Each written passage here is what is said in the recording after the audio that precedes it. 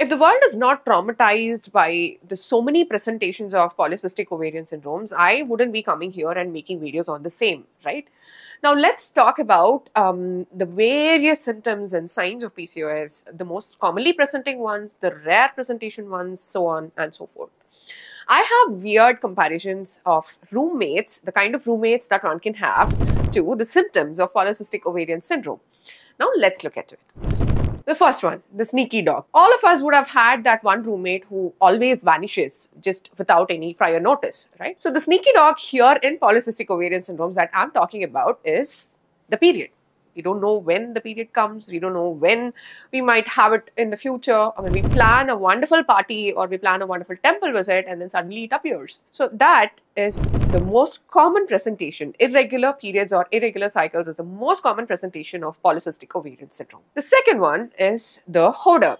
I used to have a hoarder. I used to have a roommate in my college, in my hostel, who used to just hoard a lot of things. So have you all watched The Big Bang Theory? I mean, that was my favorite TV sitcom, and Sheldon Cooper was actually a hoarder. He rented a place to store all the things that we ever had in his life from his birth, including his toothbrush, toothpaste, so many things. So the hoarder in PCOS that I'm talking about is the weight gain. We don't know. We start to gain weight in unwanted parts in the body. Some gain weight in their waist, some gain weight in their thighs, some gain weight in their arms. You just don't know where you gain weight. So weight gain is another presentation of polycystic ovarian syndrome. The third roommate, the third kind of roommate that we have is the overzealous gardener. So you tend to grow hair in unwanted areas. The sideburns, the mustache, the unibrow, the hair on the chest, the hair on the abdomen. So these are because of excess androgens, and like I've discussed, excess androgens is also one of the reasons why you have polycystic ovarian syndrome, and they kind of present in these kind of symptoms. So the overzealous gardener. The fourth kind of roommate that we have is the mischievous artist. I mean, he randomly draws something and puts up in every corner in the room.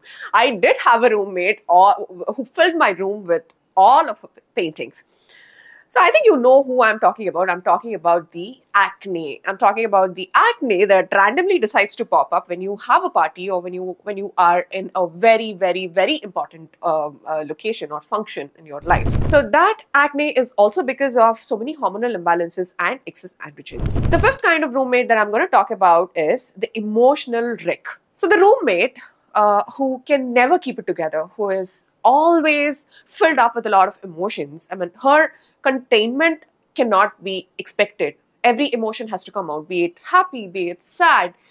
And I think you know what I'm talking about. I'm talking about the mood swings.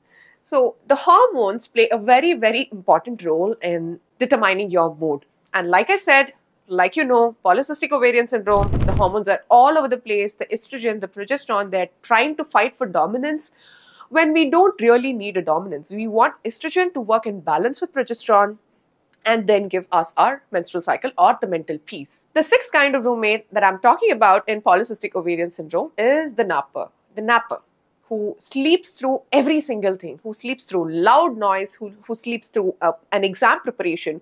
I did have a friend who actually slept through the entire night when we were preparing for our anatomy exam in the first year. And trust me, anatomy is one of the most difficult exams any MBBS student can go through. So I think you know what I'm talking about. It's the fatigue. You're always tired. You sleep through every single important event in your body. And the final roommate. That roommate who was always spontaneous, makes spontaneous plans. We don't know when that roommate wants to go or wants to leave. And this is pregnancy and this is ovulation. So is it going to happen today? Is it going to happen next month? Is it going to happen next year? We really don't know. And that happens to be the most common presenting part of polycystic ovarian syndrome and the most common reason why women who are married visit a gynecologist's office. Doctor, I'm not getting pregnant. Is there any problem with me? So I think I've spoken in detail about all the shenanigans of PCOS, and watch this video to know more, because I have listed out what are the rare presentations of polycystic ovarian syndrome.